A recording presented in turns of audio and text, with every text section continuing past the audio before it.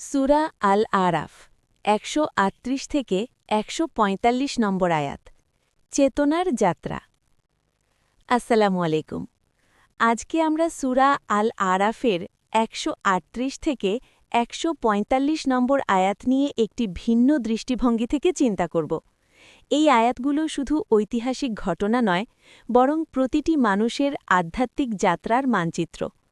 মুসা আলাইহিসসালামের বাণী ইসরায়েলকে নিয়ে সমুদ্র পার হওয়া থেকে তুর পর্বতে আল্লাহর সাথে সাক্ষাৎ। এটি আসলে আমাদের নিজেদের চেতনার বিবর্তনের গল্প। প্রথম স্তর সমুদ্র পার, আয়াত ১৩৮। আয়াত ওয়াজাওয়াজনা বিবানি ইসরাঈল আল বাহরা ফাআতাউ আলা কওমিন ইয়াকিফুনা আলা আসনামিল লাহুম।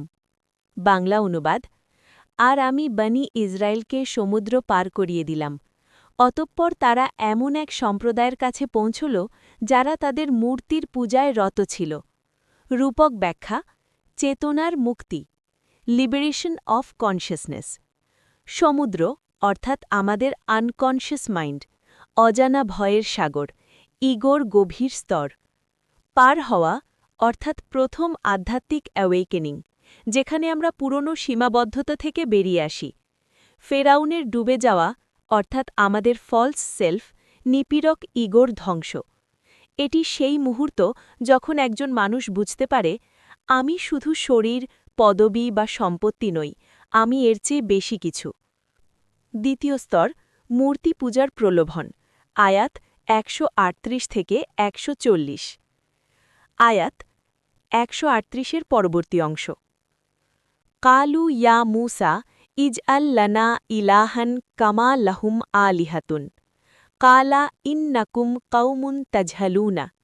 বাংলা: তারা বলল, হে মুসা, তাদের যেমন উপাস্য রয়েছে তেমনি আমাদের জন্যেও একটি উপাস্য বানিয়ে দাও। মুসা বললেন, তোমরা তো এক মূর্খ জাতি। আয়াত ১৩৯-১৪০। ইন্না হাউলাই মুতাব্বারুন মা হুম ফিহি ওয়া বাতিলুন মা কানু ইয়ামালুনা কালা আগাইরাল্লাহি আবগীকুম ইলাহান ওয়াহুয়া ফাদ্দলাকুম আলাল আলামিনা। বাংলা: নিশ্চয়ই এরা যে কাজে রত আছে তা ধ্বংস হবে, আর যা কিছু করছে তা বাতিল। তিনি বললেন, আল্লাহ ছাড়া আমি কি তোমাদের জন্যে অন্য কোনো উপাস্য খুঁজব, অথচ তিনি তোমাদেরকে বিশ্বজগতের উপর শ্রেষ্ঠত্ব দান করেছেন? রূপক ব্যাখ্যা: নিম্ন চেতনায় ফিরে যাওয়ার বিপদ। মূর্তি অর্থাৎ মেটেরিয়াল অ্যাটাচমেন্টস, ভিজিবল সিম্বলস, যা আমরা ভাবি এতে শক্তি আছে। বানি ইসরায়েলের বলা, আমাদের জন্যেও একটি মূর্তি বানিয়ে দাও, অর্থাৎ স্পিরিচুয়াল অ্যাওয়েকেনিংয়ের পরেও আমরা চাই ট্যাঞ্জিবল, ভিজিবল সাপোর্ট। এখানে গভীর মনোবৈজ্ঞানিক সত্য। মানুষ যখন প্রথম আধ্যাত্মিক অভিজ্ঞতা পায় তখন সে চায় সেটাকে একটা ফর্ম দিতে, একটা অবজেক্টে ধরে রাখতে। কিন্তু ডিভাইন এক্সপিরিয়েন্সকে অবজেক্টিফাই করা মানেই তাকে হারিয়ে ফেলা। মুসা আলাইহিসসালামের জবাব: তোমরা এক মূর্খ জাতি। অজ্ঞতা হল ফর্মকে এসেন্স মনে করা। তৃতীয় স্তর নির্জনতায় যাত্রা, আয়াত ১৪২। ওয়াওয়াদনা মুসা সালাসিনা লাইলাতান ওয়া আতমামনাহা বিআশরিন ফাতাম্মা মিকাতু রব্বিহি আরবাঈনা লাইলাতান ওয়াকালা মুসা লিআখিহি হুরুন উখলুফনি ফি কওমি ওয়া আসলিহ ওয়ালা তাত্তাবি সাবিলাল মুফসিদিনা। বাংলা: আর আমি মুসাকে ৩০ রাত্রির ওয়াদা দিয়েছিলাম এবং তা আরও ১০ দ্বারা পূর্ণ করেছিলাম। সুতরাং তার পালনকর্তার নির্ধারিত সময় পূর্ণ হল ৪০ রাত্রিতে। আর মুসা তার ভাই হারুনকে বললেন, আমার সম্প্রদায়ের মধ্যে আমার স্থানাভিষিক্ত হও এবং সংশোধন করতে থাকো, আর বিপর্যয় সৃষ্টিকারীদের পথ অনুসরণ করো না। রূপক ব্যাখ্যা: হায়ার কনশাসনেসের সন্ধানে। ৪০ দিন অর্থাৎ ট্রান্সফরমেশনের ক্লাসিক্যাল পিরিয়ড, যিশু, বুদ্ধ সবার ক্ষেত্রেই দেখা যায়। পর্বতে আরোহণ অর্থাৎ কনশাসনেসের উচ্চ স্তরে যাওয়া, জাগতিক নয়েজ থেকে দূরে। হারুন আলাইহিসসালামকে পেছনে রেখে যাওয়া অর্থাৎ আমাদের র্যাশনাল সোশ্যাল সেলফকে সাময়িকভাবে ছেড়ে যাওয়া। মুসা আলাইহিসালামের বলা, আমার স্থানাভিষিক্ত হও এবং সংশোধন করতে থাকো। আধ্যাত্মিক যাত্রায় গেলেও ওয়ার্ল্ডলি রেসপন্সিবিলিটিজ একদম ছাড়া যায় না।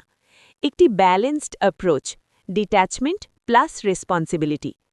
চতুর্থ স্তর, স্বর্ণের বাছুরের সংকট। আয়াত ১৪৮।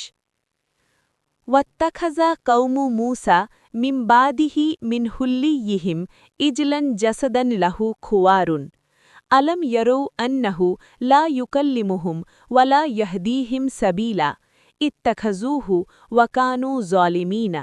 বাংলা, আর মূসার সম্প্রদায় তার অনুপস্থিতিতে নিজেদের অলঙ্কারাদি দ্বারা একটি বাছুর তৈরি করল, যা শব্দ করত। তারা কি দেখেনি যে তা তাদের সাথে কথা বলে না এবং তাদেরকে পথও দেখায় না? তারা তাকে গ্রহণ করল এবং তারা জালিম ছিল। রূপক ব্যাখ্যা: নেতার অনুপস্থিতিতে চেতনার পতন। স্বর্ণের বাছুর অর্থাৎ আমাদের নিজেদের তৈরি স্পিরিচুয়ালিটি, যা আসলে মেটেরিয়ালিজমের একটা ডিসগাইজড ফর্ম। শব্দ করত কিন্তু কথা বলত না, অর্থাৎ এমটি রিচুয়ালস উইদাউট আন্ডারস্ট্যান্ডিং। স্বামীরই অর্থাৎ আমাদের মধ্যেই থাকে এই প্রবণতা, যা ডিভাইন এক্সপিরিয়েন্সকে কমোডিফাই করে। গভীর সত্য: যখন উচ্চতর গাইডেন্স অনুপস্থিত মুসা পর্বতে, মানুষ তার নিজস্ব সৃষ্ট ধারণাকে ঈশ্বর বানিয়ে ফেলে। এটি আধুনিক যুগে স্পিরিচুয়াল মেটেরিয়ালিজম, যেখানে আমরা আধ্যাত্মিকতাকেও একটা প্রোডাক্ট বানিয়ে ফেলি। পঞ্চম স্তর, ডিভাইন ভিশন। আয়াত ১৪৩। ওয়ালাম্মা জা মূসা লিমিকাতিনা ওয়াকাল্লামাহু রব্বুহু কালা রব্বি আরিনি আনজুর ইলাইকা কালা লন তারানি ওয়ালাকিন ইনজুর ইলাল জাবালি ফাইনিস্তাকাররা মাকানাহু ফাসাউফা তারানি ফলম্মা তাজাল্লা রব্বুহু লিল জাবালি জাআলাহু দাক্কান ওয়াখাররা মূসা সাঈকান ফলম্মা আফাকা কালা সুবহানাকা তুবতু ইলাইকা ওয়া আনা আউওয়ালুল মুমিনিনা। বাংলা, যখন মূসা আমার নির্ধারিত সময়ে উপস্থিত হল এবং তার পালনকর্তা তার সাথে কথা বললেন, তখন সে বলল, হে আমার পালনকর্তা, আমাকে দেখা দাও যাতে আমি তোমাকে দেখতে পারি। তিনি বললেন, তুমি আমাকে দেখতে পাবে না, তবে পর্বতের দিকে তাকাও।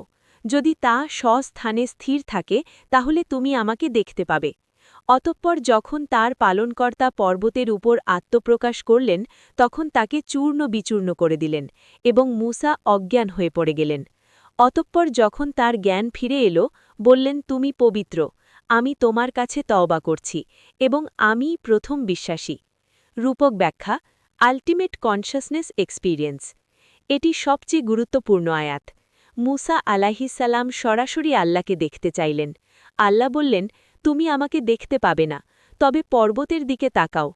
রূপক ব্যাখ্যা: ডিরেক্ট ভিশন ইম্পসিবল, অর্থাৎ ডিভাইন এসেন্স কখনো অবজেক্টিফাই হয় না, একটা থিং হিসাবে দেখা যায় না। পর্বত চূর্ণ বিচূর্ণ, অর্থাৎ মেটেরিয়াল রিয়ালিটির ভেঙে পড়া when faced with ultimate truth. Musa আলাইহিসসালাম বেহুন হয়ে যাওয়া, অর্থাৎ ego death, complete dissolution of individual consciousness. যখন হুশে এলেন, বললেন, তুমি পবিত্র, আমি তওবা করছি এবং আমিই প্রথম বিশ্বাসী। এই তওবা মানে পাপ থেকে তওবা নয়, এটা হলো ইগোর তওবা, আমি এর তওবা।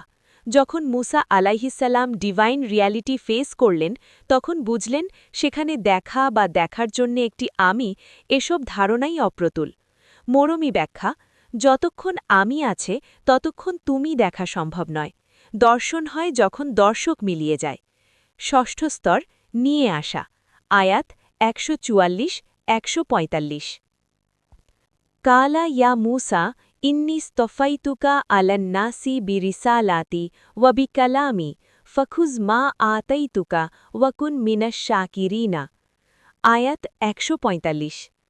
وكتبنا له في الألواح من كل شيء موعظة وتفصيلا لكل شيء فخذها بقوة وأمر قومك يأخذوا بأحسنها سأريكم دار الفاسقين। বাংলা, তিনি বললেন, হে মূসা, আমি তোমাকে আমার বার্তা পাঠানোর এবং কথা বলার মাধ্যমে লোকেদের উপর বিশিষ্টতা দান করেছি। সুতরাং যা কিছু আমি তোমাকে দান করলাম তা গ্রহণ করো এবং কৃতজ্ঞ থাকো। আর আমি তার জন্যে ফলকসমূহে সব বিষয়ে উপদেশ এবং প্রত্যেক বস্তুর বিস্তারিত ব্যাখ্যা লিখে দিয়েছি। অতএব তা দৃঢ়ভাবে ধারণ করো এবং তোমার সম্প্রদায়কে নির্দেশ দাও যাতে তারা উত্তম বিষয়গুলো গ্রহণ করে। আমি তোমাদেরকে অবাধ্যদের আবাসস্থল দেখাব। রূপক ব্যাখ্যা ইন্টিগ্রেশন, অর্থাৎ উচ্চতর চেতনাকে নামিয়ে আনা। তাওরাতের ফলক অর্থাৎ হায়ার কনশিয়াসনেস থেকে নিয়ে আসা উইজডম, যা আর্থলি লাইফে অ্যাপ্লাই করা যায়। লেখা ছিল গাইডেন্স প্লাস মার্সি, অর্থাৎ শুধু রুলস না, কম্প্যাশনও আছে। দৃঢ়ভাবে ধারণ করো, অর্থাৎ স্পিরিচুয়াল এক্সপিরিয়েন্সকে ডেইলি লাইফে ইন্টিগ্রেট করা। চূড়ান্ত শিক্ষা আধ্যাত্মিক যাত্রার লক্ষ্য পর্বতের চূড়ায় থেকে যাওয়া নয়। লক্ষ্য হল অ্যাসেনশন, উপরে যাওয়া,